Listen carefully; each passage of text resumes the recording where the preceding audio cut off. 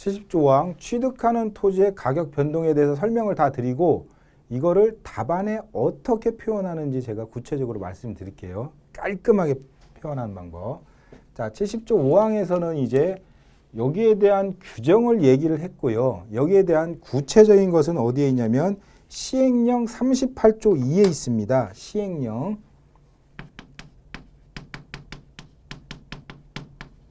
38조의 이 38조의인가? 38조의 이 시행령 38조의 2 해가지고 자 구체적인 요건을 이렇게 정의하고 있습니다. 첫 번째 1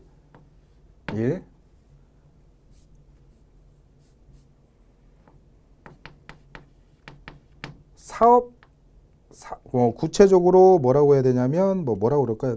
사업의 적용 요건, 사업의 종류라고 할게요. 사업의 종류. 사업 종류와 면적 요건이 있고요. 가격, 변동률 요건이 있습니다. 크게 이렇게 세 가지로 나뉘거든요. 이건 설명하는 단계니까 쭉 들으시고 답안에 이렇게 쓰시는 거 아니에요. 답안 쓰는 법 알려드릴 테니까. 자, 사업 종류는 뭐냐면요. 자, 보세요.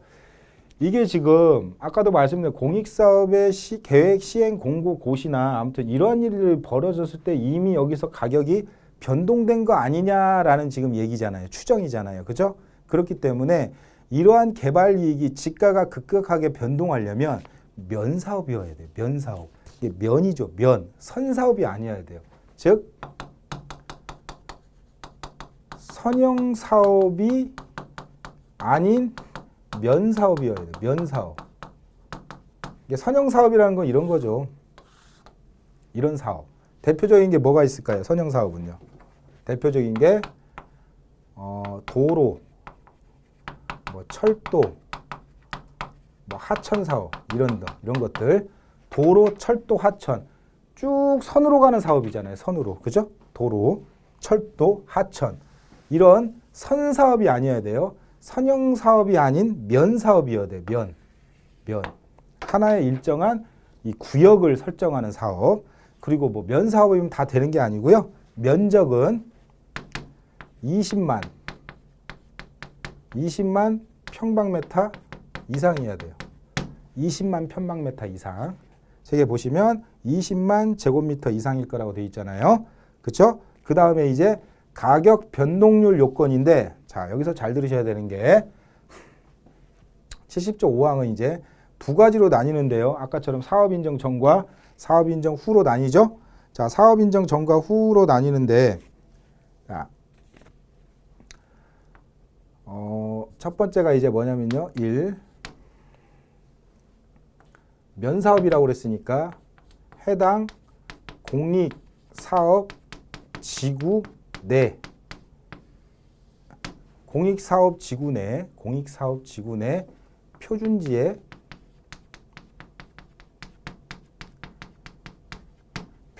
가격 평균 변동률, 표준지 평균 변동률이라고 하겠습니다.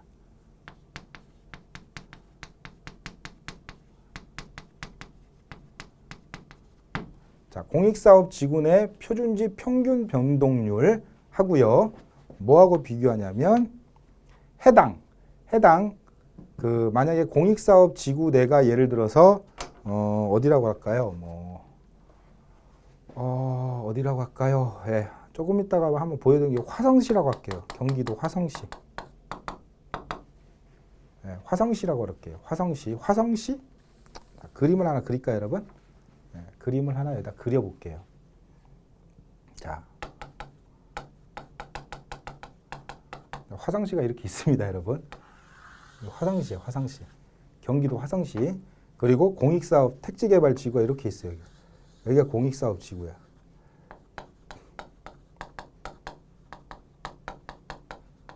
여기가 공익사업 구역이에요. 근데 이 공익사업 구역 내 표준지 평균 변동률이라고 그랬죠? 그럼 공익사업 구역 내에 있는 모든 표준지, 자 여기에 A, B, C, D, E 5개만 있다고 봅시다. 자, 만약에 이 공익사업 구역 내 표준지가 10개가 있으면 10개 다를 얘기하는 거예요.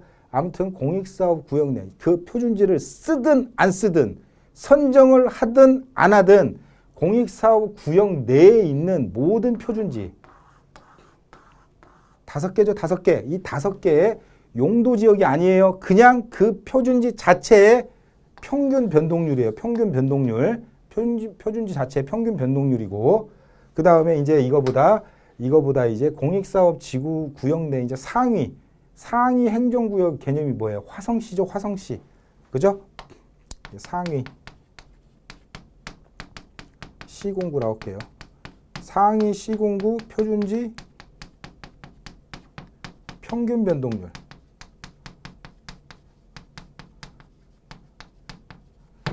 자, 얘와 얘의 격차를 검토하는 거예요. 그럼 평균 변동이니까 3 검토. 첫 번째가 뭐냐면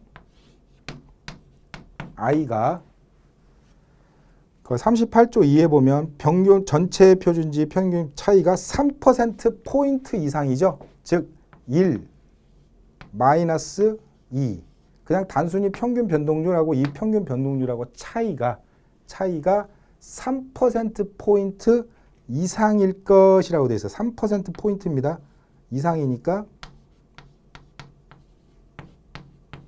3%포인트 이상이어야 되고요. 두 번째가 1을 2로 나눴을 때 격차율 30% 이상 높거나 낮을 것이에요. 높거나 낮을 것. 즉 1.3배 그냥 30%는 여기를 나눴으니까 1.3이 되겠죠. 1.3배 30%. 자, 그럼 여기서 잘 보셔야 될 게 조문을 잘 읽으셔야 되는 게 1번에서 3%포인트 이상일 거라고 그랬어요. 3%포인트. 차이가 3%포인트라서 차이? 그러면 마이너스도 되고 플러스도 된다는 거예요. 즉 무슨 개념이냐면 3%포인트 차이니까 차이라고 그랬으니까요.